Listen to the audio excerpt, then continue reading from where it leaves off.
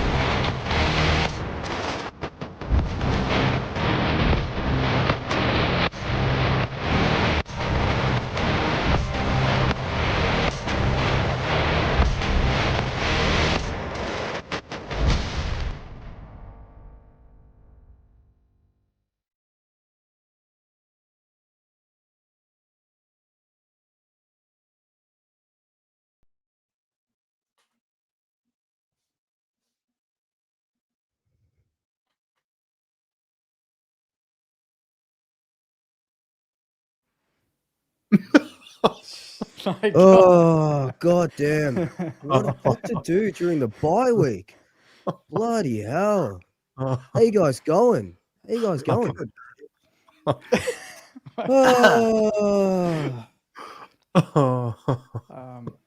hurry up. Feels nice winning the first final, you know, after everyone just sort of writes you off and you go up to Adelaide and fuck, it just feels good. Feels bloody good. Feels bloody good. How you guys been? Yeah, good, mate. Not as relaxed as you, evidently, but I'm glad you're That might be the best thing you've ever done. That is the single best 20 seconds of Swoop Luke. I'm gonna do the whole show like this. I was gonna say, keep it on. It's a You know what? FOMO. We really are the peasants in this game.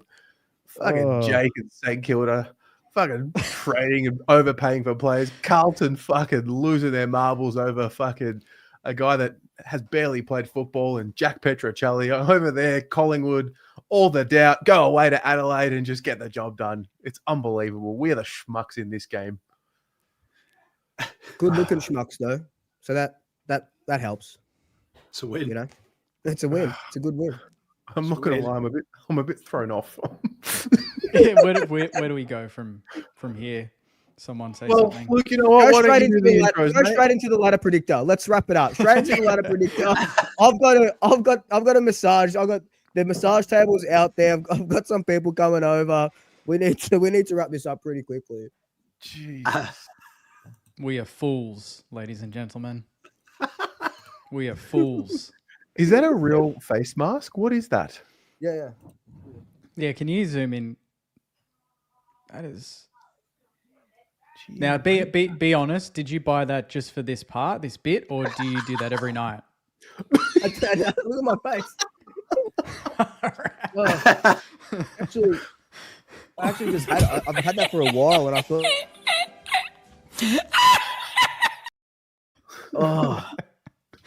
fire out. Oh, that was good. All right. Jeez. Yeah. Well, welcome back, boys. Touche. I think the week off did everyone. It was good. Oh, that's good fun. Good fun. How are we all going? Seriously. Yeah. Just I think I'm a better. I don't know if I'm better or worse now. Just a reminder of what I'm doing with my life. Hey, I recommend a face mask. This was $2 from Kmart. You can do one face mask every week. There you go, $5. I'm gonna get a couple of face masks now from Kmart. Thanks, Ben. I do like a face mask. I like a good charcoal one.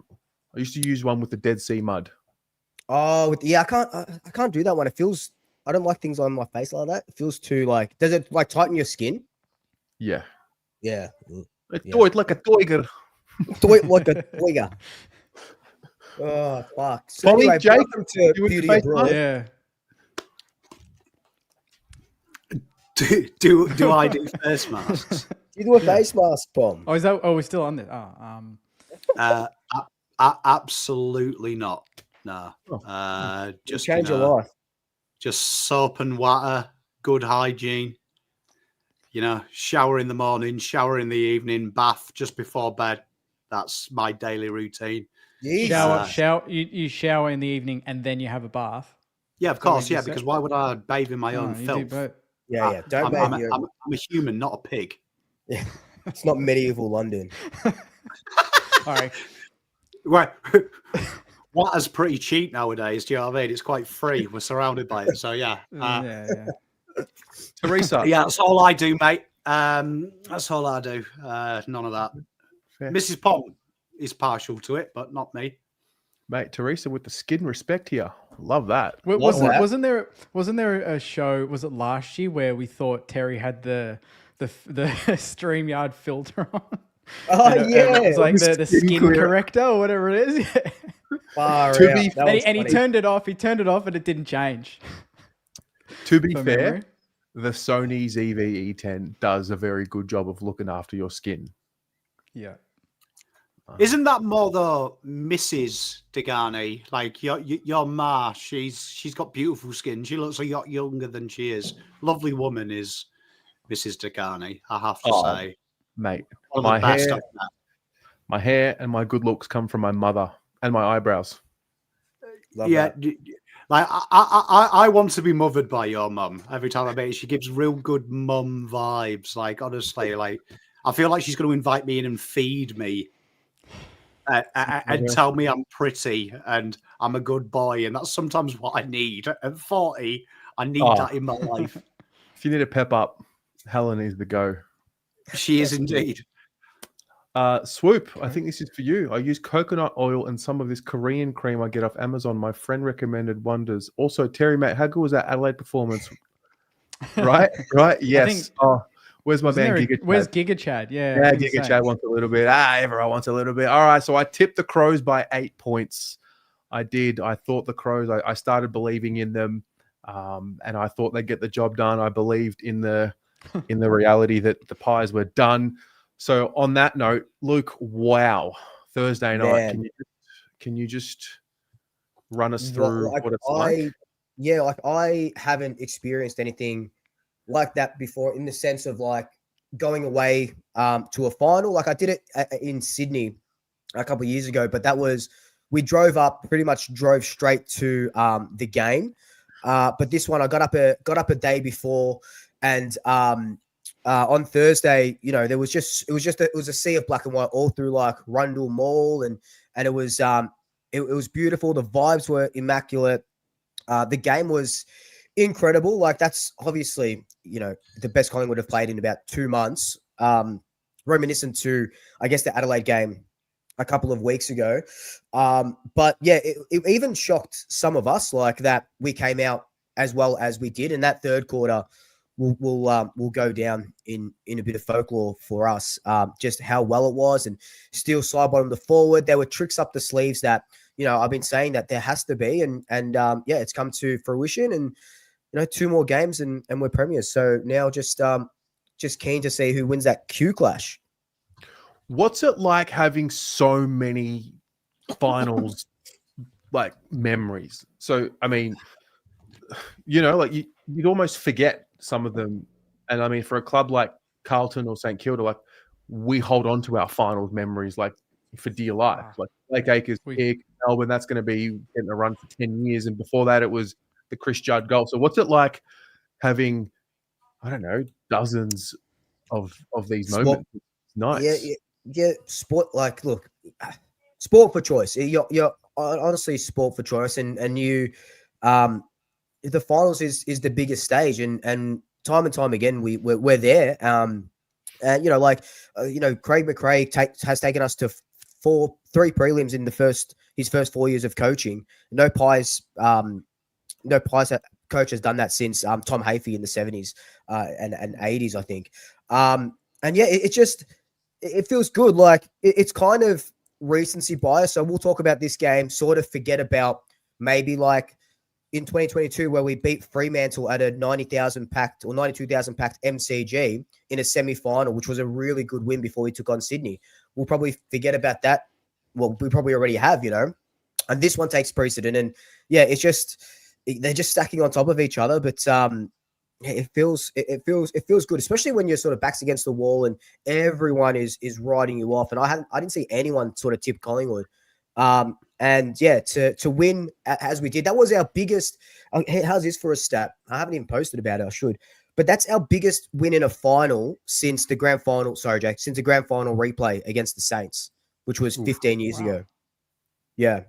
Damn. So that was only what was it, 26 points or 24 points or something. So it says a lot about just how we play finals football. Wow.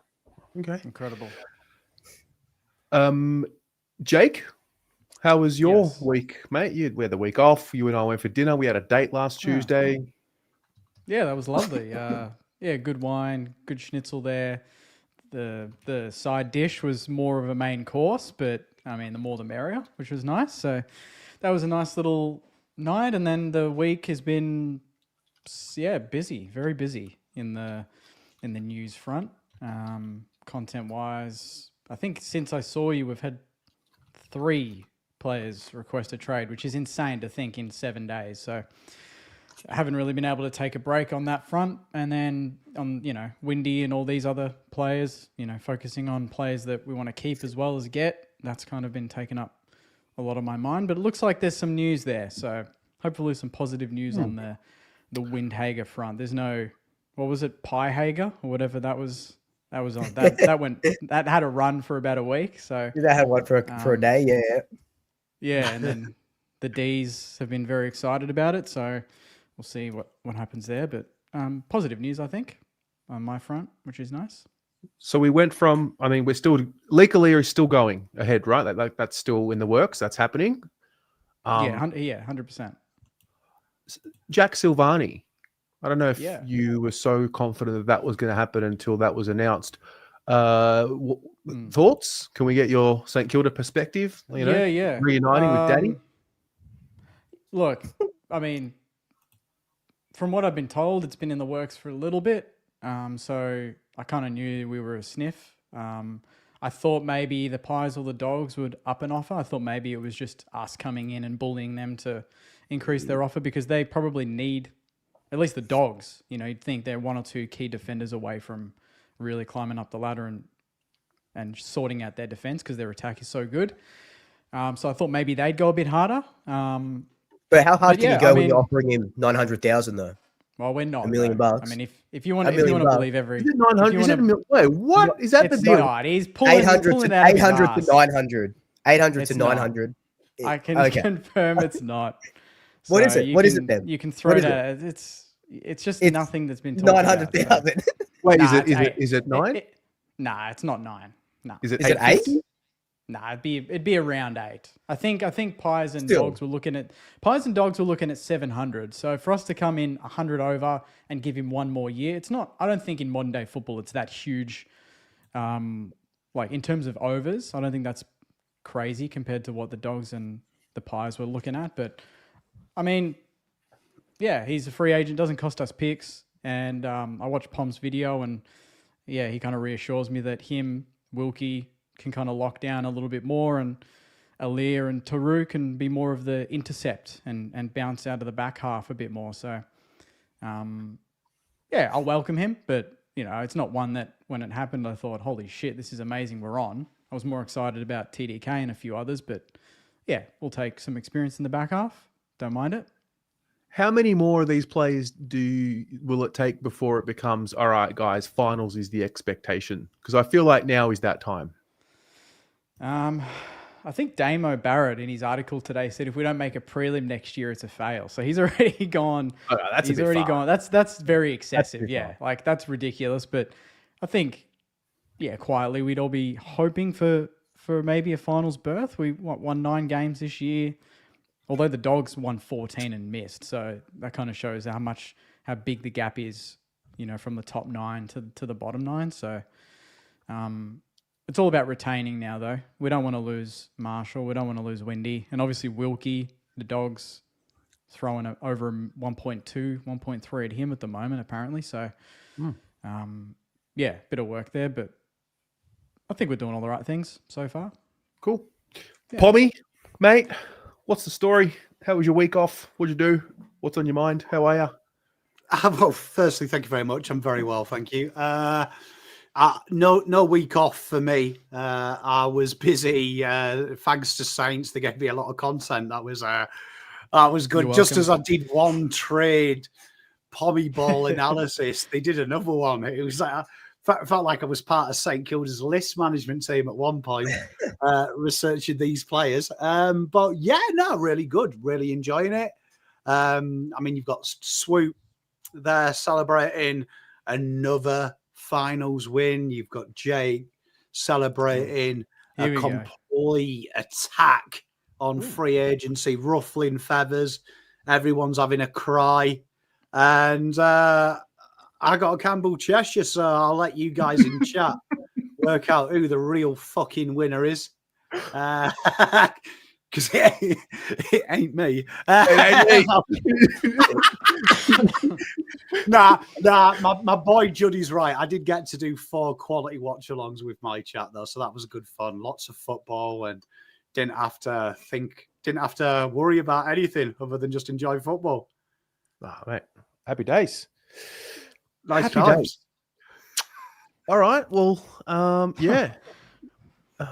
Let's get stuck right into it. Luke, you're the only one that played the game on the weekend. Would you like to kick us off? Yeah. So I've got a couple, but the one I want to talk about, because it's been in the some journos and media have been talking about, or mainly fans, I think, really have been talking about it, was the Gold Coast's first win. First finals campaign, finals win, incredible, right? How they won was just absolutely incredible, and it's off the back of Dimmer going up there and just we know how it sort of played out. But do you think the shine, and this is from people that I'm sort of reading in comments, do you think the shine is taken away a little bit because there's such a quote unquote manufactured side with academies, with concessions, as opposed to someone like like a Freemantle getting a flag? Let's say if the Gold Coast Suns win a flag in front of Freemantle, who have never won a flag, do you think that supporters would be happy about that? Or do you think it would be like the narrative would be from supporters? Narrative from the AFL is going to be like, that's amazing, our expansion team won a flag. So I think supporters are going to be like, because you gave them every single concession under the sun, and the same's probably going to happen to Tassie and stuff like that. That's a good question. I see it as a success for the AFL more than the club or more than their fans, to be honest. So I think the AFL would sit back and go, great, that's exactly what we want. They would dream for a Giants Gold Coast grand final. They would have had that in the back of their minds, to be honest. So, I mean, I'm sure they've got do you think they would have diehard fans? They've been around long enough. Yeah, 15 years, right? Fans that would be absolutely stoked about their win. Yeah, 100%. On the weekend, even if I'm there's stoked about their win. Yeah, and you saw like in the small area at Optus, their fans, like they were going nuts. So I mean, for them, it's probably not manufactured, but from my perspective, like that moment will have that. It will be tarnished a little bit, I think, with whatever they do. To be honest. We interrupt these proceedings for one moment because Borat. Oh, very nice. I like you. You're never going to get these. Nice. Dear. I love it when Borat donates. Just let it out. Thank you, mate. I love you, brother. That's Okay, so if ever Borat donates gifts memberships, I think that's what we have to. It Yeah, happens right. all the time. I just get to recess being a kid again. I love it. Makes me happy. My view, no. To answer your question, no, I wouldn't. I don't think it would take the gloss off of it. Personally, I don't know. I look at the Suns. Yeah, they have a lot of talented players. They've also got a lot of guys that. I think of a guy like Jai Farah. I think of a guy like Ben Long. I think of these types as well. I think they've got a few of those in there as well. They've also got a pretty. You look at the facilities that they've got from where they've come from to where they are as well. It doesn't compare to some of the other clubs in the league, and being an interstate club is also a challenge with travel. No, I wouldn't view it like that. I wouldn't gloss over it personally. Yeah. Yeah, that's fair. Yeah, that's fair. And I've seen some comments saying, oh, Mr. Bonjour, oui, oui. Oui, oui, oui, oui, oui. I don't know if he's French, but bonjour. Thank you. Thank you. I appreciate that, brother. I don't know what I just wanted to be included. But yeah, I personally don't think it'll gloss over a grand final win or a final or that finals win. I think they've done their time, and maybe if it was in the first 5 seasons, you can say, hang on a second, something's up now. But it was a good game. It was a fantastic win. Mm-hmm. Pommy? I see what Swoop's saying, because I'm already seeing it, like with the NGA father sons being changed. Like there's this warped sense of it's not fair. And then people's definition of equality is the most stupid thing I've ever heard. That, well, they've benefited, so why can't we benefit for a couple of years and then that's equal? And I'm like, well, no, equality means you ignore everything that's happened from a certain point in time, and then everything thereafter you are treated the same. It's not, oh, but we had this, and that gets lost in society. I think it's great for football, like genuinely great. Like, I'm a big hater of the academies and things like that, which is what they've built, but there's no argument with the statistics around it. 11-year-old onwards, they're getting leadership, teamwork networks, there's fitness, there's training, there's cultural awareness, nutrition, healthy living.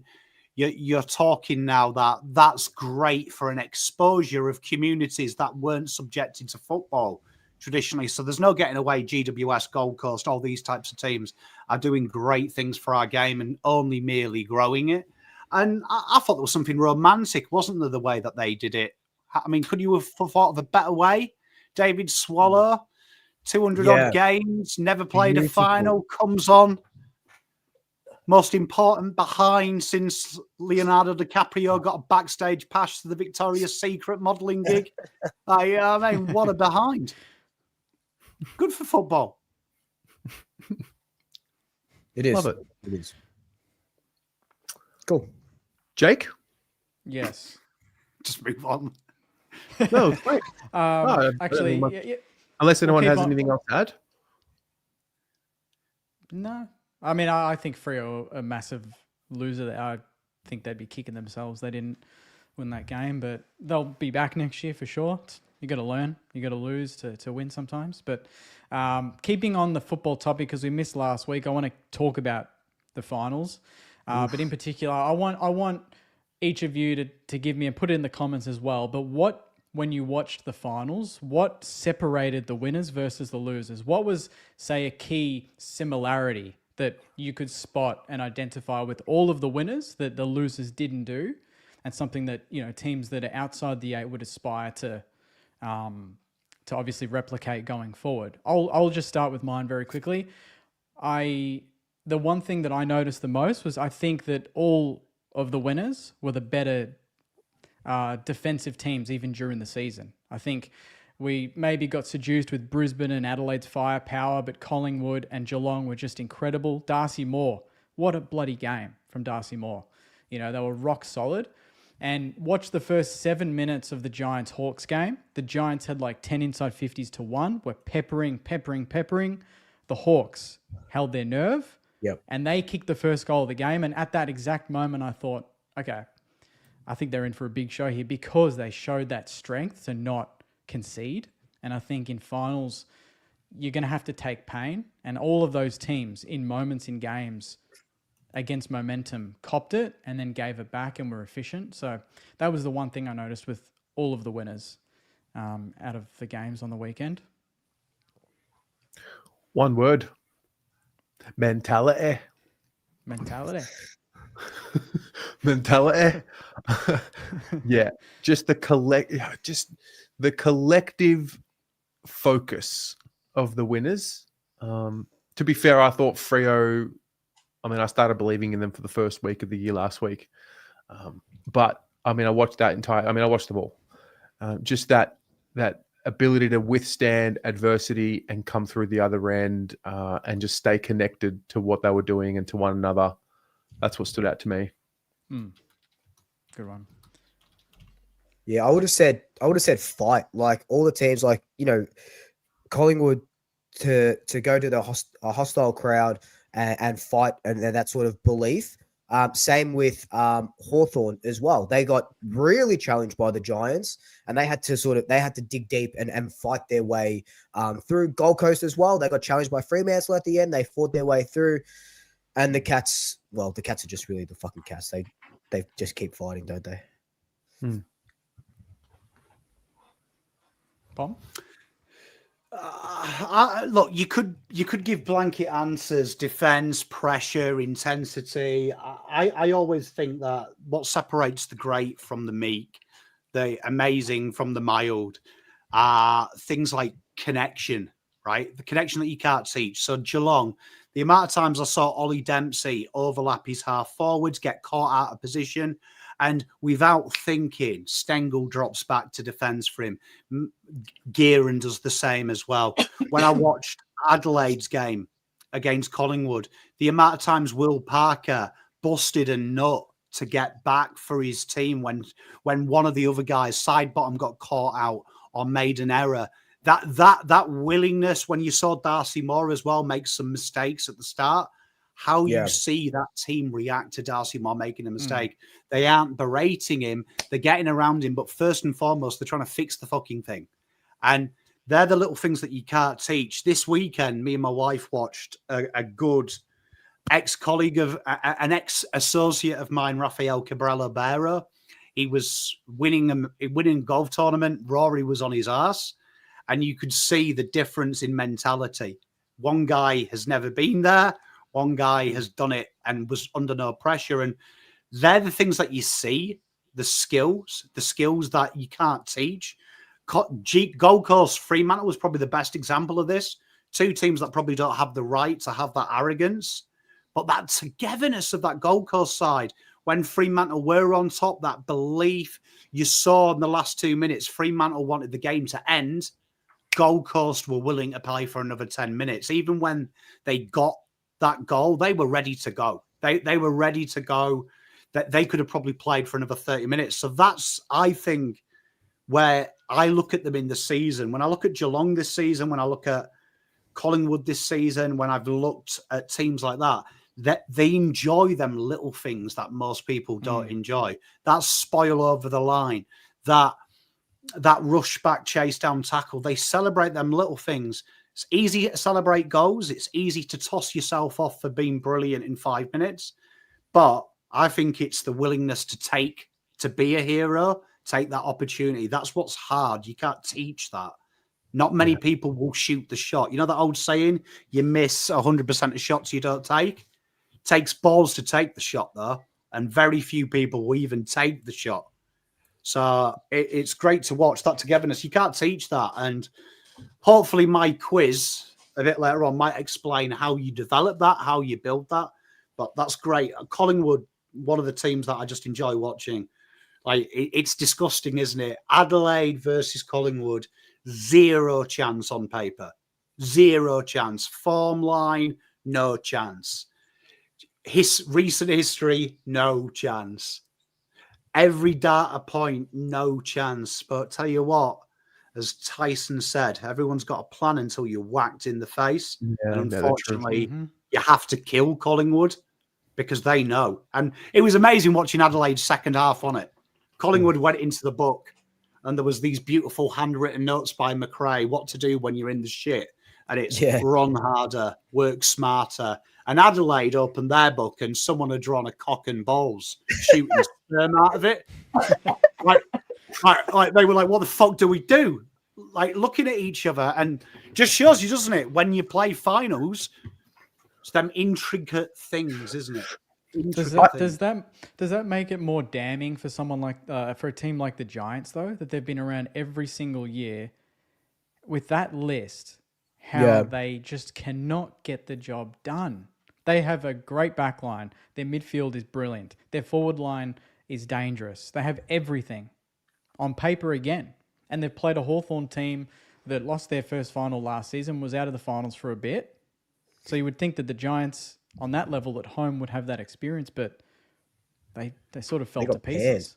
Yeah. But you've bullied me all year for saying the frauds, but... No, I look... Totally, no, but I mean, proof was when they play their game in that quarter where they destroyed Hawthorn, sexual. You can't handle it. But when it's difficult and the game plan doesn't work, you've got to be smarter. And unfortunately, GWS are year 6 maths, and we're doing fucking complex algebra, mate. Like, what does that say for the Suns? First final. First time, club history, first final for a lot of those players out there. I know they've got a really experienced coach. So is that the Suns being blissfully ignorant in their first final and finding a way to get the job done? Because they played with the maturity. Yeah. Oh, I'd love to. I think being away from home in a way would have been brilliant for them. I think they would have really enjoyed that. Being the underdog with only 1,000 or 2,000 fans there or whatever it might be, and 50,000 Freemantle fans. I think if they were at home, favoured to win, it could be a completely different story we're talking about right now. But I think they're the sort of team that would, and I think on the road they've been pretty good for the majority of the season. So I'd have to check the fixture, but from memory they've had some good away wins. So I think that was the perfect storm for them and their coach. We cannot underestimate a coach that's won that many flags. He would have instilled a lot of belief in them throughout the years to prep them for a game like the weekend. I will say though, I don't think Gold Coast would have beaten anyone else. Like my initial vibe in that first season, I think Hawthorn would have beaten them as they proved against GWS. They've got something up here.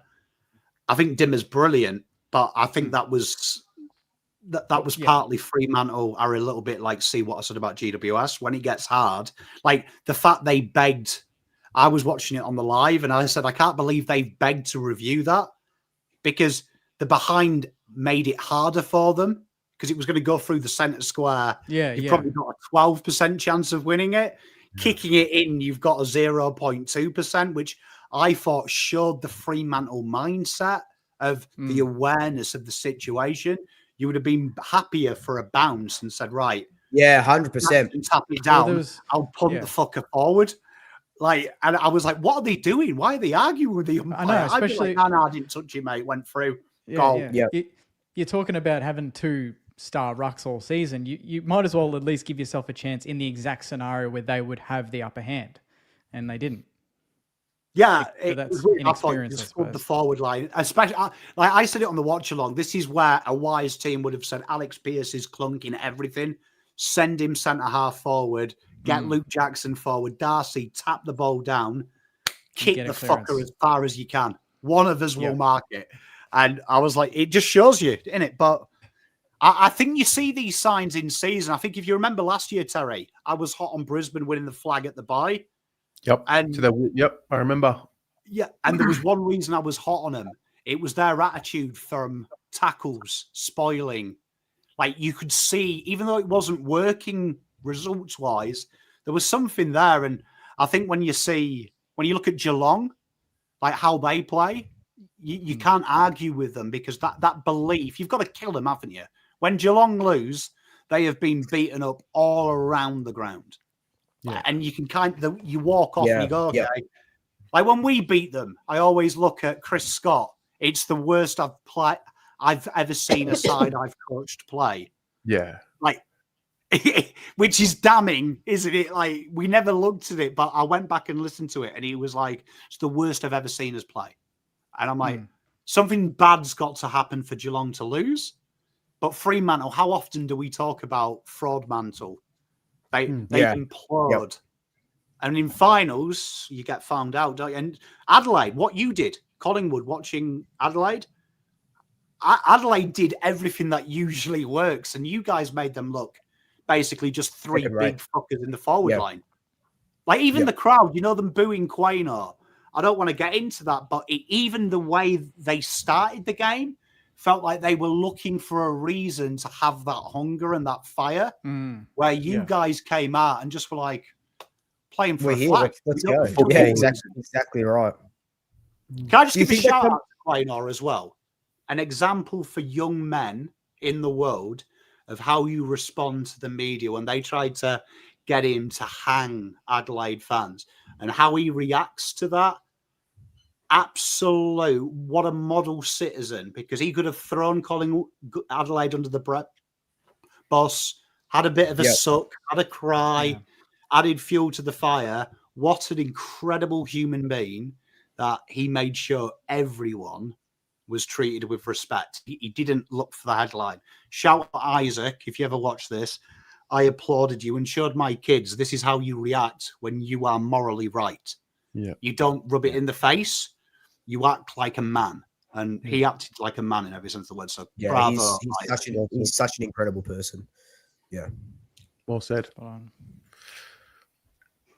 Quick fire answer here from Maxwell. Who do you think will be better next year as well between Gold Coast and the Giants if Gold Coast don't win next week? Gold Coast. Yeah. I think Gold Coast as well. Yeah. I had Giants missing the 8 this year because of their 2 losses where they were up by whatever it was, 6 goals, 7 goals last year. And I just thought mentally they'd be knocked out. But I think now she's cooked. I think. Yeah. You don't have to ask me. I'll lead the GWS hatred fan club. No, I am on that path. And I do think, joking apart, I think Gold Coast.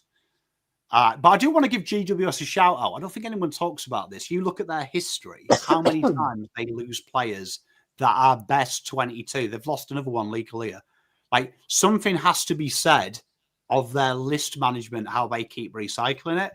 But I still question, are they any better without Leon Cameron? I still see the same issues, different game style, but I don't think you can teach backbone, and I don't see backbone in that team. Yeah. Is Jacob Ware a big out for them, Bob? I did a video today, but as usual, when you do anything, like, honestly, what the fuck is wrong with Port Adelaide fans? Start watching content, educate yourselves. Like, if you do a Port Adelaide vid, you're lucky to get 500 views. I don't think he's a big out for them, but I think he's the kind of out that does fuck GWS. They seem to lose your Peatlings, your Cummings, your next tier from A grade. And I think that's really hard to replace. So I reckon Angwin will leave that club in 2 years. I can see Angwin being the next guy to leave that club, because it seems to be what happens with GWS. People leech their role players. So I think that's a worry for them. I don't think he's a huge out on paper, but I do think he is a perfect acquisition for Port. Like, I think I was actually touched myself when I saw Port link with him, because it was actually a clever acquisition. Thank you, Luke. I love you, man. I was pretty keen on a Jacob Ware, that type of role player. You know what's impressed me over the last 2 years, Terry, is like, you like boring now. I have an eye. I'll have an eye for the players, mate. I have an eye for the guys that are going to be filling a role. I'm very impressed with you, Terry. Like, over this journey of us doing Trader Draft together, we used to get excited by the Cornelios and the pad players. And now Terry rings me and he's like, "Pom, thoughts on Jacob Ware?" And I'm like, "What?" Mate, I learned from the best. Like, that makes me proud. It makes me proud, because that like Perryman, great, Teresa. What an acquisition! The Pez dog turns me on when I watch him at Collingwood. Yeah, 100%. Like Membry. I remember 100%. doing Membry with your mate Pies Footy, and his chat was lambasting me, going, "Nah, he's shit. He's shit. He's shit." And I'm You can like, see it mate, from a you mile watch away. him He was play. fucking good. Yeah. Yeah, and I was no, but it's because he's He's not ridiculous. exciting. They're like, rather have Ben King, get me Ben King in. And I was like, Yeah. Membry's him. And then you watch Membry and you're like, oh, what a delight is old Timmy Yeah. Mem.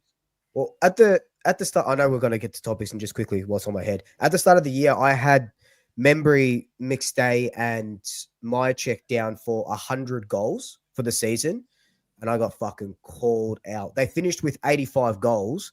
That's with McStay. That's with McStay being he did his MCL, so he was out for 6-7 weeks playing in the ruck and as a backman. So that's a pretty good return from 3 over 30-year-old forwards and a makeshift forward line. And people forget Membry works hard for his team. Like, it's not just the goals. Like, I was watching them this week. Them leads he makes creates, like Schultz. There's no surprise to me Schultz looks $1 million because he's playing with a very intelligent Membry. Just quietly, how good was Schultz this weekend as well? I don't think he gets enough love. Fantastic. And who else turned me on? I'm big Darcy Moore fanboy over here.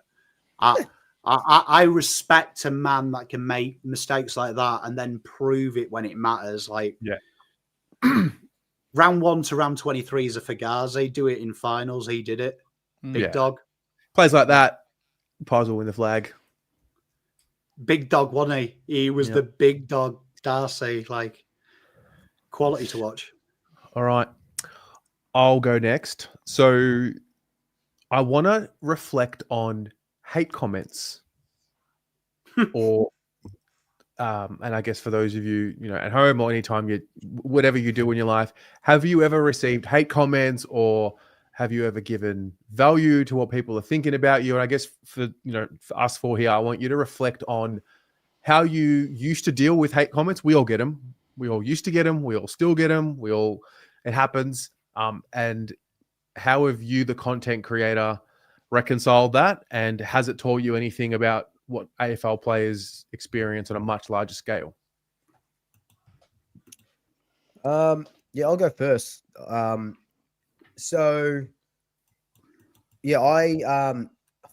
get hate comments all the time. I used to get it worse. It used to be really, really worse. And it'd be just every day, it would, and some of it is back and forth as well. So I'm not playing the victim. Some of it is bad. Some of it is really uncalled for as well.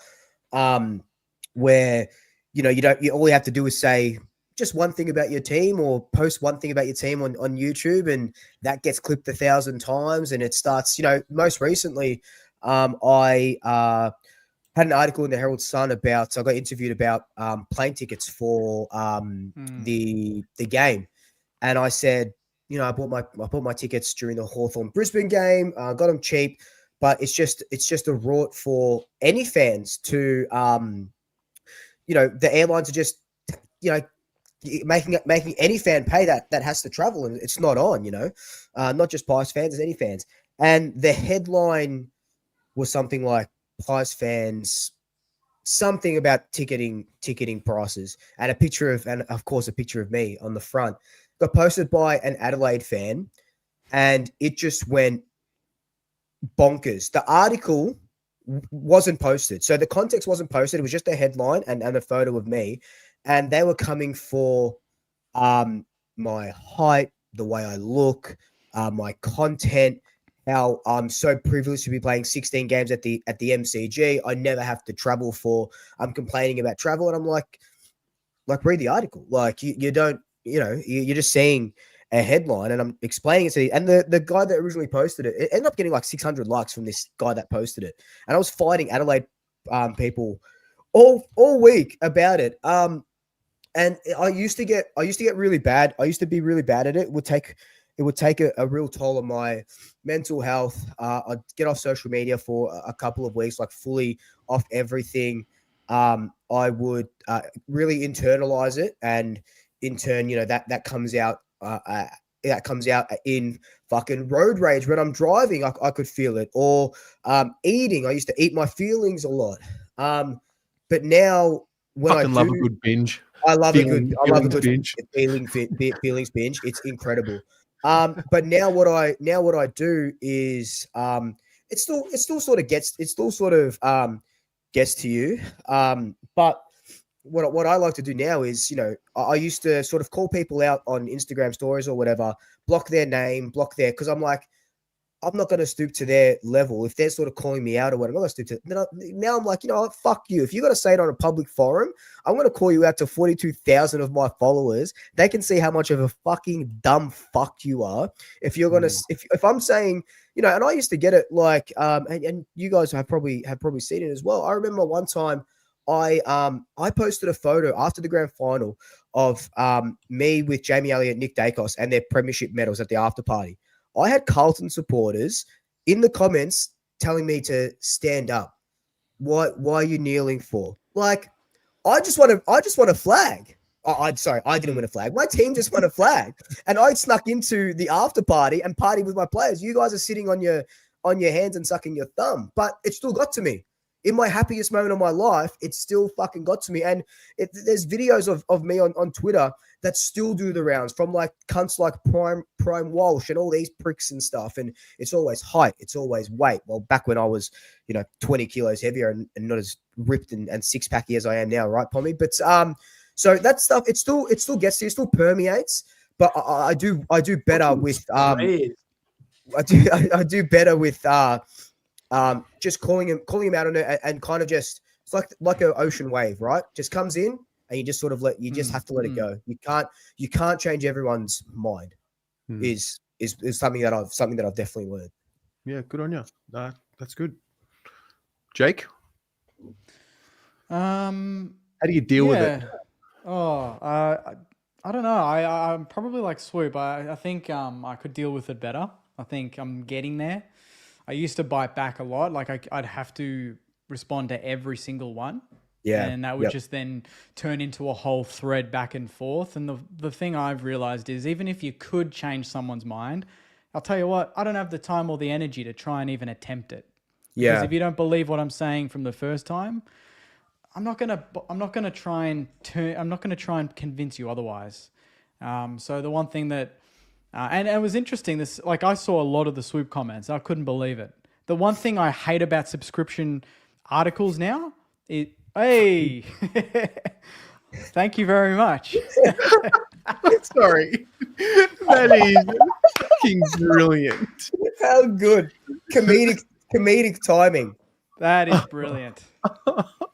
I'll send that straight to the club. Thank you. What was I talking about? Yeah, I saw all the comments from Swoop, and that was really annoying. But I think partly, in a way, the fact that their subscription, they're locked articles and you get no context and you just get a headline and a photo, it kind of forces people to make up assumptions about what it's about. And they just jump to whatever suits their narrative, because maybe they don't like Swoop, they know he's Collingwood, and 100%. They just go down that rabbit hole. And I had an article, I wouldn't say it was an article, but just a bit of a column come out last week, and it was around the positivity around the club and why Saints fans should get a little excited and maybe believe in what we're doing. And after an hour or two, I didn't want to look at the comments. I didn't want to read the comments, because it went on Code Sports, it went on the Herald Sun. On the Herald Sun one, it went off on Facebook. It had 300, 400 comments. Yep. Only a couple that kind of go at you personally, but those are the ones that stick with you. A lot of them are St Kilda shit, this and that. Yep. So I completely sympathize. Even I remember this vividly. I had a nice photo taken with Alex Tyru post-game a couple of weeks back. His mum took it. She's a legend. And I got a photo with him after a win.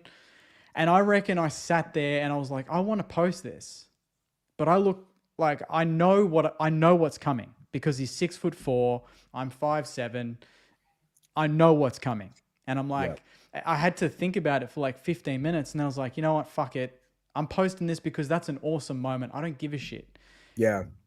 But I can't say I don't give a shit, because I thought about it that much. And I avoided the comments, because I saw the very first comment come through, and it's like, Jake, shouldn't you stand on a cardboard box? Or Jake, are you like 5'1"? And a couple of them, I have to be like, you do realize these blokes are huge, right? Like you do understand. Have you not stood next to a footballer? Like, Yeah, even if I was 6 foot, I would look small next to Tyroo. Like, take it easy. But then they just fuel and it gets to you a little bit. So that one probably, those ones tick me off. And even to the point where like when I've done interviews, I'm like, hey, can we sit down? Like, because I know it's going to just, idiots are just not going to listen to the substance. Yeah, I feel you, They're just man. going to look at what they say. So that's a bit annoying. But now, at least in the last week or two since that article came out, and I've seen some comments and what people have had to say about it, if they don't like me, they can block me. I'm not going to block them. They can see more of me. I don't care.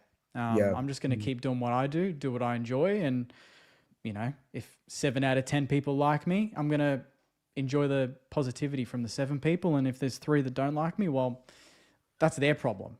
I'm not going to make it my problem. Nice. 100%. Yeah. Can I just say, it's always the squeaky wheel that you sort of hear the most. They tell you don't read comments, like, and it's that simple. Don't read comments, but fuck, you're the human we're curious by nature. We discovered 100%. fire out of curiosity. You know what I mean? Like, we're curious to dive into that. I don't know what I'm going to get. You know what you're going to get. You know what you're going to get. You know what you're going to get every single time. And now I just like the fight. I'm like, fucking bring it on, man. Let me call you out. Bring it on. But I'm sorry, Jake. That especially when it's such a good moment and you have to question because some dumbass in their mother's basement, you know, shitting themselves and not changing their underwear, you know, because they are jealous and they're not doing what you're doing, right? They have to make themselves feel better for the neck beard that they have. They have to insult you for meeting a future premiership sainter. Fuck me, you know? I mean, it is what it is. I should focus more on, like, 20 minutes after the article got published, Andrew Bassett sent me an email, said he read it, said it was awesome, and you know, he was proud of me for doing it. So I should focus on the wins more than anything. So that's still a little bit of a work in progress, but yeah, you're always going to get a bit of hate. Nice, Pommy. I'll get to you. I've missed a few of these donations. I think this one is for Luke. 20. Bonjour. I have told Swoop this on a few comments now, but I've been a big supporter of Shooter. He's like a pit bull on energy drinks. His work ethic and determination. I loved him in Freo and back in the day. Magpies. Magpies. Oh, that's where he's from? Footy. Yeah. Uh-huh. That's awesome. Thank you, Max. Yeah. Pommy, kudos to you for the marathon quality watch-alongs on the weekend. So solid, mate. It's good stuff. Thank you, mate. Awesome. Oi, True Footy's in the house. Wow. Wow. We're in esteemed company. Lots on high to mingle with All the right. common folk. Good to see. All right. Come on, Pommy, boys. Sort it out. reflecting on hate comments, how did you used to deal with them? How do you deal with them now? Like, what do you think of? I come at it different because I've got kids. So I think that everything I do, I've got to handle myself that I could validate to my children. So, I mean, I look at it this way. I have children, so I see them in real life be irrationally angry, have an irrational hatred towards something. And genuinely, I hate to be horrible to them. It's just because they have a lack of intelligence and comprehension to understand that life's not fair. Some people are better than you at things. Some people are smarter than you. And so I do that. The things that irritate me, look, I can cop. Saw my mate Josh in the chat say Pom cops hate for where he's born and stuff. That happens. That used to probably irritate me at the start, but to be irritated, I don't like unintelligence. So I will, and that's a work in progress on me.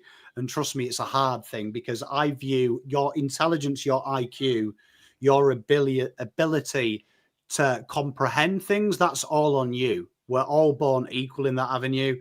If you can't put effort in to educate yourself, I expect you to sit down, shut up, and let someone speak who's more smarter than you. You might learn something. So I hate that kind of stupidity. That's what irks me when I get a comment in chat and it's stupidity. Like it's just, and it's obvious stupidity as well. It's not like them trying. It's It's deliberately idiotic. Hate comments, though, they never bother me, because at the end of the day, I will only take hatred off people I would accept advice off. Yeah, that's And good. it's fascinating when I see people's comments and they stupidly leave a trail so you can see them. It'll be one of two people. It'll be people that haven't got anything in their lives. And that actually makes me feel empathy, because I'm fortunate. I've got a beautiful wife in there. I can hear one of my kids in the bath at the minute. I have my father-in-law that lives with me. I've got a lot of love. So I feel sorry for people that don't have that. I feel like everyone deserves it. And the second thing is, they over talk about what they have. I've got a better car than this person. I earn, and I'm like, so it's a very shallow existence. So it's obvious. I'd rather people send me hatred, because genuinely, as horrible as it sounds, you can live a long, happy life with everyone you love, or you can die alone. I don't give a shit either way. Like, that's what people need to know. Unless I choose to care about you, you could die tomorrow. And guess what? I'll wake up as I do every morning. I'll flick the kettle on. I'll go out the front of my house for a dart. I'll come back in, pour that cup of tea, and I will drink it. So just know well and true, unless I choose to take your energy, you don't exist in my realm. Like, you don't exist. And that's beautiful. So I find it quite fascinating. I do enjoy it when people come onto the video to drop hate. That's something that really turns me on. Like, genuinely, you have gone out of your way to watch me annoy you. And I don't know you exist. I don't know you exist. So I would say this to people. I think Swoop handles it horrifically. This is as an old man. Handles it horrifically, because when you respond, you are merely serving them. You're not serving yourself. Yeah. I know that. I know. Yeah, yeah. And I used to be like you when I was younger. I used to like getting in the DMs and being like, come on then, big boy. This is my address. Get round there. But it did it. But by just reacting to it, I've given them something. Do you know what I mean? I've given them something. You gave them what they wanted. Yeah. And the best thing when you've got kids, if they play up and they want attention, you starve them of all attention. You make it as vanilla as possible. The TV's off. There's just a white wall to look at. You sit there and you think about what you've done until you can comprehend the emotions and talk to me as someone who can help you. So that's how I treat these people. I treat them like my kids. I lock them in a room. I love that. And it's just a white wall with a window. There's no sound, no nothing. And I will let them out if they're willing to talk to me with love in their heart and they need my help. And until then, they just stay in that room until they're old enough and wise enough to deal with these weird emotions that they're feeling. So as horrible as it sounds, so my chat knows I'm in DMs with most of them. Once I love you, I'll care about you, but why would I open my heart to people that don't deserve love? Like, it's funny to me. I find it funny. Like, it turns me on. Just know, instead of Pornhub, your sick DMs are what I touch myself to at night. Yeah. I reflect on a few things. I remember early days. I think I might have done a video with Pommy. We might have been standing outside of Marvel Stadium, and I remember someone. It wasn't that bad. He basically said, "What is this? Is this a school project?" And I think I remember it as the first. I don't know. It wasn't even a hate comment. It was an anti comment. It was a bit of banter, whatever it was. My perception on it from the start, I would say I've been relatively lucky. I also don't think I'm very controversial, so I don't really attract that. I like to view things from a different lens. I like to explore both sides of an argument. I would say the most hate I get is actually from Carlton fans more than anyone else. Like, I reckon I caught banter. I reckon I get banter from opposition fans. And I reckon, I mean, there's one Carlton fan in particular, this motherfucker fucking hates me. I've just like not given him the air that he desperately wants. And it's been 7 years, like, just seriously haven't. And it's gotten to this point now where every time I see something, I'm like, wow, you are fucking pathetic. Yeah. Yeah. So I've been able to tune into the fuck you. Also, anytime I've ever addressed someone in person, energy's totally different. Now, 100%. it does help being 6'2", and it does help being pretty thick and solid. Yeah, I'm not going fucking to lie, tell me, but mate. yeah. But yeah, I've honestly, like, no one's given me the same energy in person. Or if I've called them on the phone, or if I've wanted to sort something out. And I think there's a principle. I don't know who said it to me. I don't know where I read it or where I saw it, but you'll never get criticized or hate from someone doing more than you. It's always That's someone good. who's That's very good. not doing. It's always someone lacking. It's always someone doing less. And the reason why I brought up the topic is today I was doing the Jesse Motlop video. So, Port Adelaide have shown interest, and I also did a season review. It was tough and it was awkward covering Jesse Motlop this year. Pommy and I do the rating show, and every week we'd get to Jesse Motlop, and the fucking comments, man, some of the shit we'd see. It's like, okay, like, he hasn't played well today. The team hasn't played well. He's 21 years old. Kerno's got 1 foot in, 1 foot out. Jack Silvani's got 1 foot in, 1 foot out. De Koning's got 1 foot in, 1 foot out. These are the guys that's where the building's crumbling, but Jesse cops it because he didn't kick 2 goals, or he fumbled, or he second guessed himself playing in the midfield when he's a small forward, but Jagger Smith went down, and Elijah went down, and Cottrell and Walsh went down. So it was tough. And there's no doubt, like, I understand, like, Pommy, what you said, I agree. You don't give it air, you give it the fuck you, but these are 21-year-old guys who live in social media, and of course they see it, they read it, their families read it. I've been accused of being way too soft. Part of the reason for that, to be honest, is because I've spoken to family members, I've spoken to players, and it's like, hey, we see it. And I'm like, so I'm trying to have the balance between, critiquing performance, but also being respectful to the human, because there seems to be this school of thought, but they get paid $200,000 or $300,000 a year, so anything goes. Okay, sure, but they also are human beings that lay in bed at night full of adrenaline when they can't sleep, and the mind will attract itself to the negative subconsciously. It just will. So it's giving me something to think about. Yeah, I think that's a good point about the. Sorry, Pom. That's a good point about the families. They might not comment, but they read, man. The players read. They'll say they don't read. The young ones who are 18, 19, 20, they've grown up with social media. They're in the comments, and that's one of the reasons why. I don't do a I don't do a rate like a 1 to 10. I don't rate players 1 to 10, like, because I couldn't give Bobby Hill a 2 if he had a shit game. Because, like, if I'm going to be so critical of him, everyone else is going to jump on. Because, Swoop saying he played shit. Everyone else jumps on. It becomes, you know what I mean? So they read, man. I know, like you, Terry, I've talked to parents who have seen it, who have seen it all. And if we could just do our bit to change the narrative, constructive feedback or constructive criticism, 100%, you can give that. But I've seen slander on Darcy Moore this year. From people, like content creators and people, have just been out fucking rageous. And I'm like, what the? And then I get accused of being too soft. It's like, no, like, come at it from a different angle, But I saw a dude call out Harry Mackay's mental health issues, get pushback, and then make a video saying, I've got mental health issues and someone in my family died recently, and like, basically accused Harry of playing the mental health card, and then playing the mental health card. I was like, hang on a minute. Oh, fucking hell. Yeah. Sorry, Paul, what were you saying?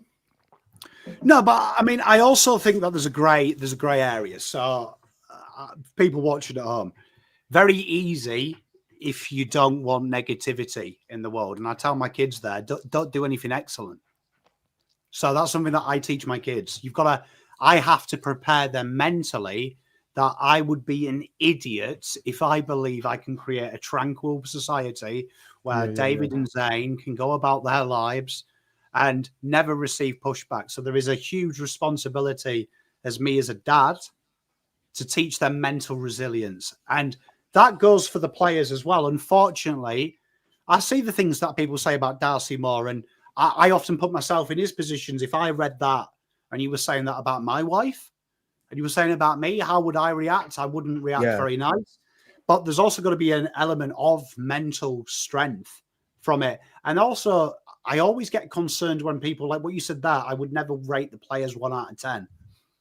Like, why not? Because that's not bullying. Because I can tell my kids, okay, I've looked at your homework. It's a 2 out of 10. It's not bullying, though, because I'm not going to go, oh, my God, you're a fucking failure. Jesus, I wish I had a daughter. Not you. I'm going to look at them and go, right, it's 2 out of 10, but this is how we get it to an 8 out of 10. So this is how we get it out. So you can still be positive. Like, I feel like what happens is and this is why we have, in my opinion, more social media bullying, because there is no ramifications. We don't want to be nasty, even when there's an element of righteous anger. And when there's an ability to be angry legitimately, we go too far and we have to like chastise them, and that ruins it. Like, it's healthy to have pushback. It's healthy. It makes you stronger. No, it's good for you. Like, if you don't do it. And trust me, I'll be honest. 40 years old. I've been around. I've met wonderful people, bad people. I have never had someone go out of their way to be horrible to me that I would trade lives with. Ever. It's never happened. I've had people give me negative feedback that I would happily trade lives with. But people who have gone out of their way to be mean, when I've scratched at the surface, I wouldn't swap lives with them. So genuinely speaking, they are the worst human beings in the world, just in a spiritual way. You don't want to be like them. So never worry about them. Like, just look at the troll accounts. I mean, imagine creating a burner account to be horrible to someone.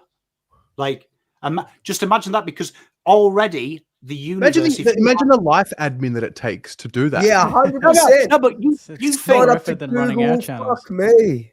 You think the most beautiful thing in the world is saying to someone to their face that they are a cunt and you don't like them. And we've all got that person in our lives where we've had that ability at one point to tell them how they've made us feel for a long period of time. And that moment where we stand up could be a parent, it could be a family member, it could be an old acquaintance, but you get that ability to look them in the eyes and say, you mean nothing to me. You are a horrible human being. So liberating. Imagine, though, not being brave enough to put your face and your words. That's already society telling you are a coward. And unfortunately, if you aren't a brave human being, you don't deserve your place on this earth. Because braveness isn't physical. Braveness is the ability to come back tomorrow. So if you already do that, you already have lost it. So never let anyone hurt your mindset, because if when I see a burner, you know them names, Dave 169, already I've won, because my face, my voice, this is my fucking room. Yeah, I've already owned who I am, so I've already won, haven't I? Like, I have already won in life by that. All right, good stuff. Pommy, you're up. Game time. Oh.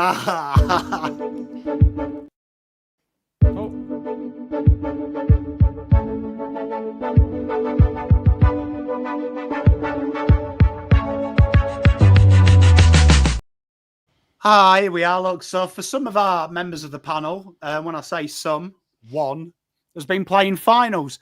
And as you know, I enjoy finals and I wish my team was a final side. But it got me thinking, I'm the trade and draft guy. I'm the guy that looks at list management on a lineal plane. Is there a pattern to playing finals? So we've got a little bit of a game for you, the studio audience, and my beautiful panel. We're going to have a look at what percentage of the top 8 sides this weekend were drafted out of 100%. What the average pick in the draft of them players was, but also what the average spend is in picks. To make this fair, all the points that have been used in this year's point system. So not 10 years ago. It's whatever the point system is now to equalize it. There's some caveats. If you have picked up a player on a free agency as a delisted or a pre-season pick, we have allocated that the pick number. So if there was 70 in the draft, 30 in the rookie, he would be 101.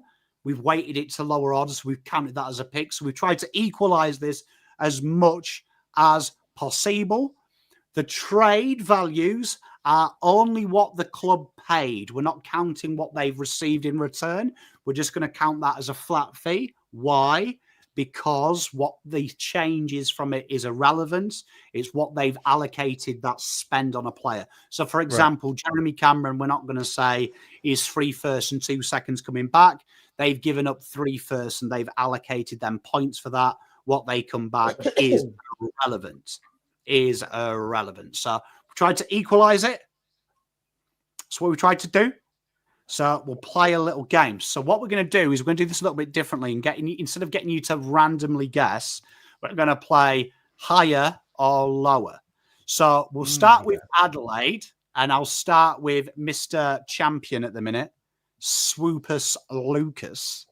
Do you think Adelaide have more or less than 60% of their team drafted this weekend just gone?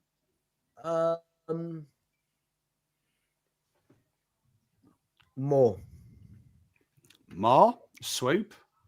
You, my friend, are perfect. 69. Wee, cheeky. 0.6% of their team this week. Nice. Terry's memes kill me. So just under 70% of their team this week was actually drafted by Adelaide Crows, their first owners. So, Jake, we'll go down to you. Do you think Collingwood's squad is higher or lower than 69.6%? Ooh, I'm going to go lower. Jake, as always, mate, a man of intelligence. Only 56.5% of their team this weekend was drafted. The rest was bought. So that's a fascinating one. Collingwood, as we always say, the masters of manipulation. They are the masters of manipulating the modern day system. Okay, Terry, this is the big one, this. The Geelong Cats, do you think it's higher or lower, the percentage of their side drafted? So just over half of Collingwood's team has been bought in, just under half. How much do you think the Geelong have drafted? Higher than 56% of that team? Higher. Indeed, it was the second most in the finals. A staggering 70. Wow. Yes. Tell you what, it gets worse. Some stats with Geelong are shockingly scary of how good they are. So back to you, Swoop. Brisbane Lions. Oh, less or more than what Geelong have? Less. Just less. 65.2% of their team was drafted. So that's pretty impressive still, but still not good. Now, GWS, Jake, this is tricky. Higher or lower their percentage of drafted players?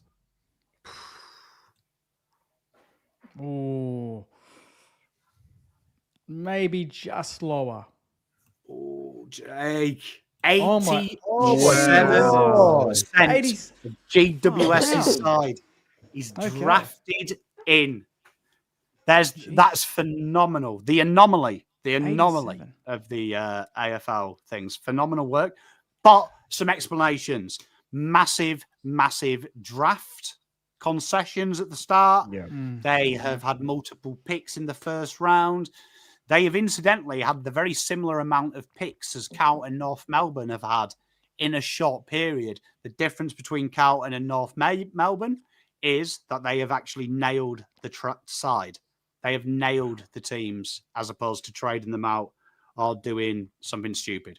So that's it. Terry, Hawthorn, lower or higher than GWS? they'll be lower than GWS. You'd Well, hope. that gets easy. 56.5, the same as Collingwood. So this is, if you remember a couple of weeks ago, and Moontide, to explain, don't feel lost, mate. This is the percentage of their 23 that played this weekend that they originally drafted. So they were the first owners. Think of it that way. First owners. Then the next column you'll see, mate, is what the pick of the drafted players was on average. So for argument's sake, if there was 23 players, let's say all 23 of them were drafted, we're going to say what the average pick per player was for just the drafted players. So it's just a good little exercise. Freemantle, right? Higher or lower than 56.5? Higher. You are spot on. And I feel sorry for Jake because he's going to always seem to has the harder one. But higher or lower than 78.3% Gold Coast Suns? Lower. Well done, Jake. So, so there you are. Percentage of the draft. Now, a big couple of notices here. If you remember a couple of weeks ago, we did a similar game where I said that Collingwood, Geelong, and Hawthorn have invented methods of drafting and free agency. You can see their base here. So Geelong, we're going to talk about it a bit, but their method is different to the modern day. Hawthorn and Collingwood have really lent into this, and Gold Coast in the last window have really lent into this modern day of not buying second chance players, because I think the way Damien Barrett explains it makes Geelong sound like Collingwood sound like they've gone to the $2 shop. What Collingwood and Hawthorn have done is talent acquire at the right elements. So great example, Tom Barras Josh Battle 2 years ago. Jake will back me up on this. They came in for Battle. Everyone was saying, just pay the picks, just pay the picks. Hawthorn backed themselves, waited a year, paid high. Same with what St Kilda incidentally are doing, who are getting lambasted this year. They could have got Lee Kalia last year. They were linked with him, right? They have waited till the last year of his contract's coming up, so they'll get him a little bit cheaper. They could have maybe traded for TDK last year. They probably had a plan. They waited. Jake Silvani, everyone said last year, get a rush Josh Battle replacement. They may do. They've waited for free agents to open up. They've bought them. That's smart business. It's a risk, but the best teams in the country at the minute are doing it. So let's go to the average pick. So we'll start with Terry this time. He's next. Terry, do you think the average pick used in the draft for this 23 is higher or lower than pick 25 for Adelaide? Higher. Terry, you're good at this. It's a good job that you spend draft time. Look, the average pick spend of their draftees works out at 38.3 and 38.8. So nearly pick 39 across their draftees. Okay. Swoop, I've left you with your team. Do you think Collingwood spend more or less per pick per player than Adelaide on draft? Only the draftees. Yeah. I'm trying to think of who the fuck we drafted. More.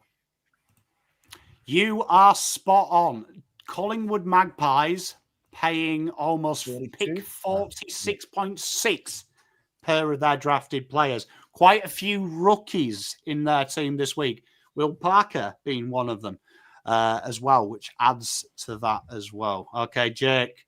Geelong. Do they spend more or less per pick? This is going to shock people, this when they say this. So there's your clue. I think it's less than that. What? You That's are looking. Wild. So when I said Hawthorn and Collingwood are the modern day geniuses, Geelong are the geniuses of using the draft the right way as a championship winning side. They look at less obvious places. So while when you go to a Sandringham Dragons game, there will be 18 talent scouts there, go and watch a Geelong Falcons game. There'll be two old men with a dog. The wife will be picking up the poo. and they'll be the Geelong list manager there. We have got something in the AFL that takes a while to understand. You look at the way they've got Lawson Humphreys, unpopular selection, older player. I'm not scared of taking a mature age player in the draft where everyone else is shit scared. Manor, Lawson Humphreys. They've taken the risk. Tommy Atkins in the rookie draft. Geelong, the masters of going where no one looks. Okay, Terry, here you are. Brisbane, do they spend more or less? Do they use better picks or worse picks than Brisbane than Geelong? I would say they use better picks than Geelong for the ones that are drafted. One of the few teams in this segment here, that team is the only team in this, actually, who use players in the first round on average. Well, so their team is firstroundville.com. And Stephen Spawn, it could be worse if people took father sons in the right way. Teresa, brilliant comment as well.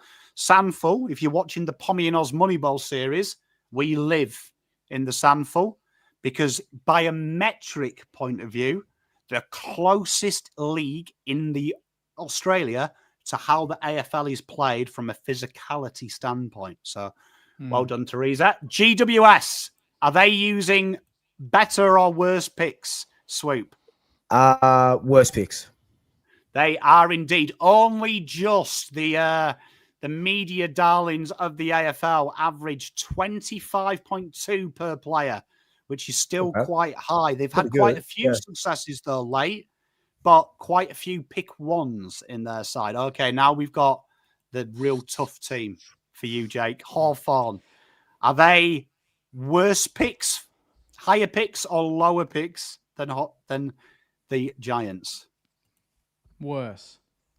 They are indeed. Staggering. An average drafted side of pick 49.8 per pick. Wild. Freemantle. Terry. Better higher picks or lower? Lower. Better picks than Freemantle. Surprisingly, no one talks about it, slightly lower than Hawks. Only Geelong probably have a better success rate from 20 to 40 than Fremantle. Fremantle's picks in that late second, usually bona fide genius selections. Finishing with you, Swoop. Gold Coast. Are they draft whores or are they draft investors? Are they higher or lower? They're lower than Fremantle. Yep, quite surprisingly, considering a lot of these players have been first rounders, they do have a penchant, players like Jai Farah, players like that, for picking players again, like Geelong, outside of the network, somewhere else. So, in phenomenal things. So now, as you'll see, you've got the best drafting side, Geelong, versus the guys who have been Mr. Obvious, Brisbane, 17.8. So you can see the disparity there of the two sides. Fascinating how they do it. So now we're going to look at average spend. Average spend. So this is the average pick that they use to buy a player. So think about that. And this is just their spend. It's not their net spend. It's what they gave up. So we'll start with Swoop. You ready? Yeah. Is Adelaide's average pick spend higher or lower than pick 20? Wait. Higher? Just say, I tried to get you. Yeah, you know my life face. They averaged 29.3. So remember, a few of them are very smart plays. They've used the free agency recently, which has warped that because obviously they don't have to give anything up. But that's pretty much where you want it to be. You don't want to be spending first on players if you're wise. Collingwood, Mr. Jake, do they spend more or less on players? So is the average pick spend higher than pick 29 or less?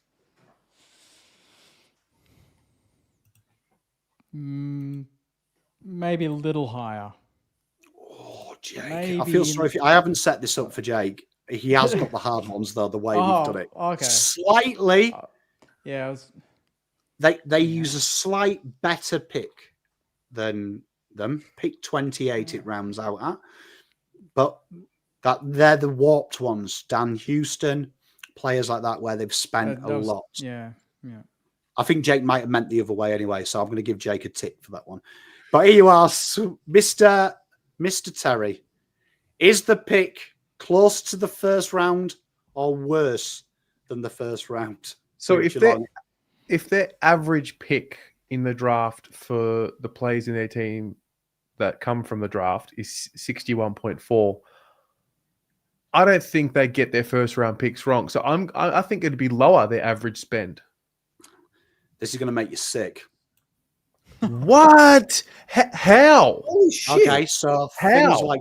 Okay, so things like Jack Bowes, where they completely robbed the deal. You actually find when you watch Geelong trade, their trades are probably the most anal in how they spend. They pick up players for like fourths, swaps, and thirds. They are one of the most dirty, well, not dirty, I mean it in the nicest possible way, but probably the hardest negotiators in the AFL.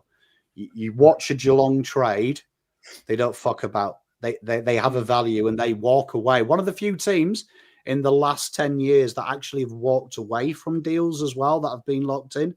Great example is the Jack Bowes deal, where they got pick 6 and a player, which completely warps that deal as well. If you think they've got a player and that's a negative loss, they gave up nothing.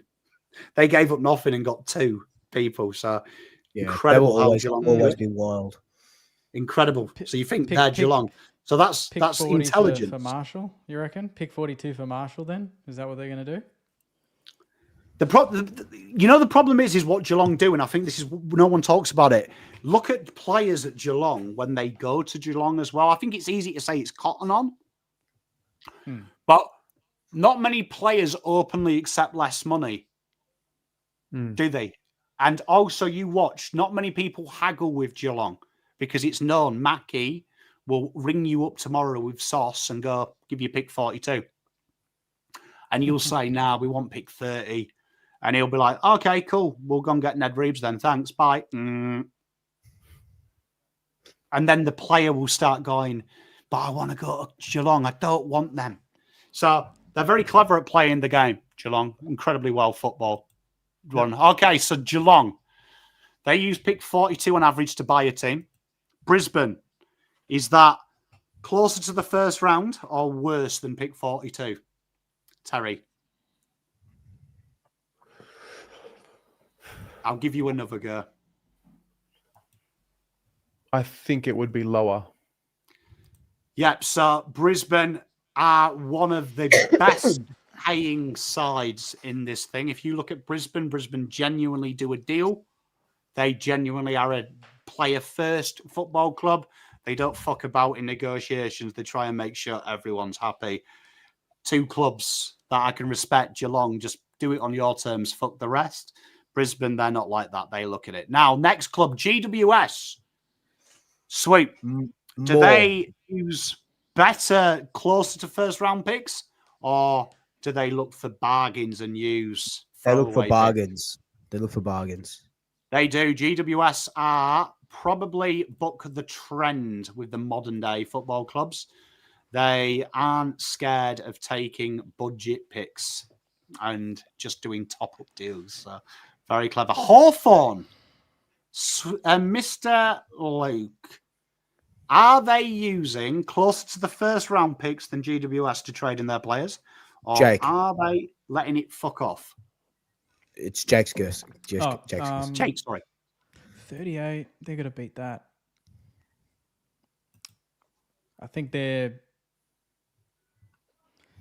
lower than that.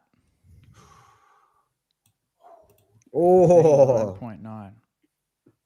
So Hawthorn, very similar in their trade negotiation to Geelong. If you watch Hawthorn when they trade, the Barras deal was fascinating. That deal, as it got close to the time, the media were like, Hawthorn have got to pay more. Hawthorn have got to pay more. Hawthorn still stuck to their price, and eventually Barras threatened to not play for them.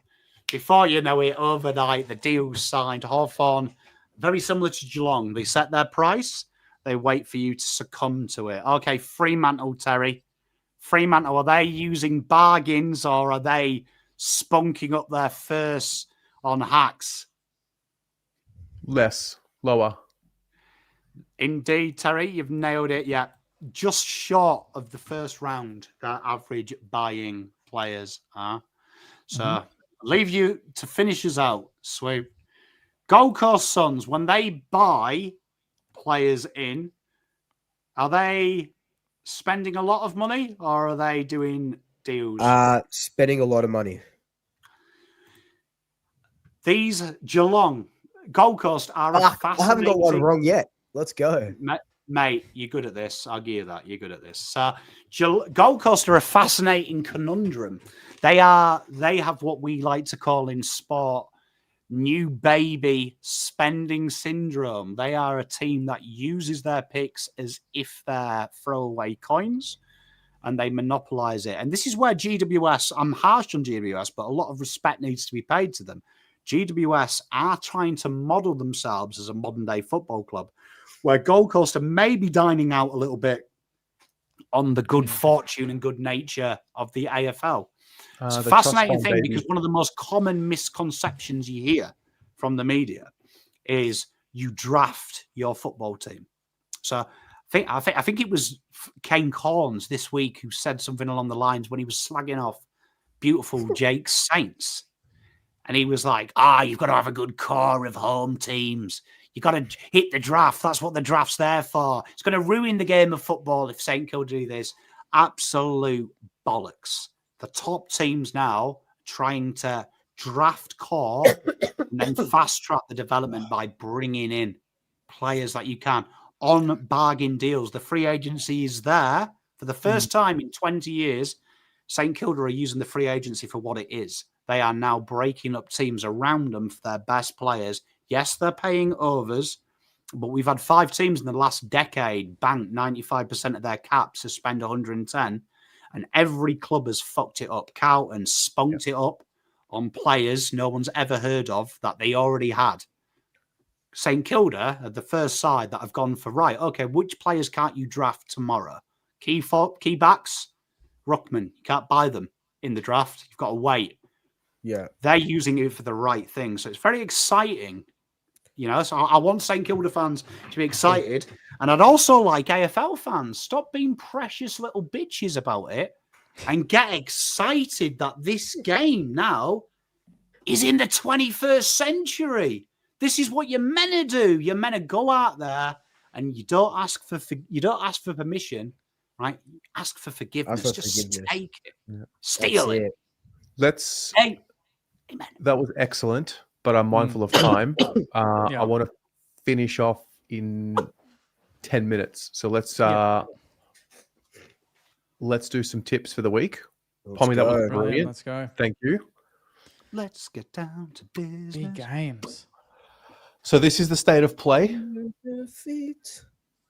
Adelaide Hawthorn at the Adelaide Oval. Oh, shit. I thought Pies lost the first week based on everyone's tips. I got that so wrong. My prediction, my long shot from that post we did last week was the prelims would be all interstate. Got that way. Oh, yeah. Got that very wrong. So sometimes it may be good, sometimes it may be shit. I need to give a shout out as well to CNZ Motors on my draft video where I tipped Freemantle by 2. And he was like, I'll quote, "Fucking Poms know nothing about football. This will be 10 goals Freemantle at home. Gold Coast will shit themselves." Didn't look like it, did it, mate? Eh? Australia versus England. Imagine knowing your game less than someone foreign born. Fucking hate myself. I've got Hawthorn. Yeah. Yep. This is bloody hell. You know what? I want Hawthorn to win it. Part of me wants Hawthorn to win it because I really rate what they do. But I actually think I was going to stick by my tip for Cardman's video. I don't think any of the top 4 go out in straight sets.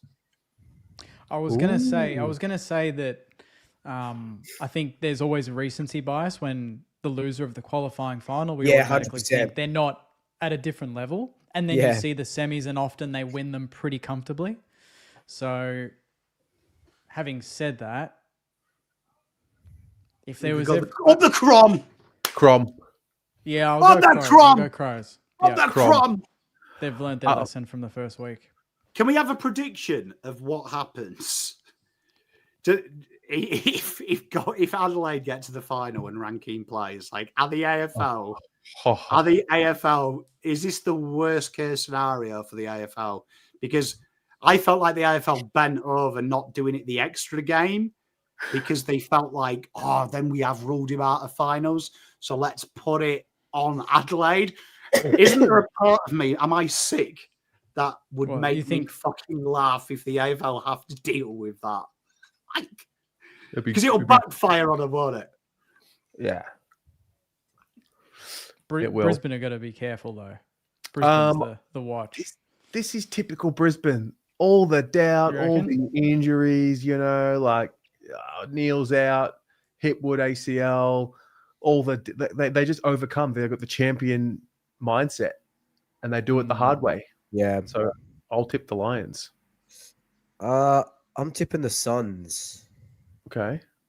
Is that because you think they'll win or because you want to play them in the prelim? No, look, I think they'll win. I think they'll win. Who do you want to play in the prelim though, out of the two? Look, honestly, like I know we've only got a little bit of time, but like I think both of those games will be good. Like not even Gold Coast won't roll over. Like there'll be 5,000, 10,000 Gold Coast fans at the MCG if we play them, and that could G them up as well. So it's going to be Gold Coast fans. Fuck. Well, 9,000 will be Carlton fans. 9,000 will be Carlton fans wearing a pink jersey. That's Swoop saying it's a 50-50.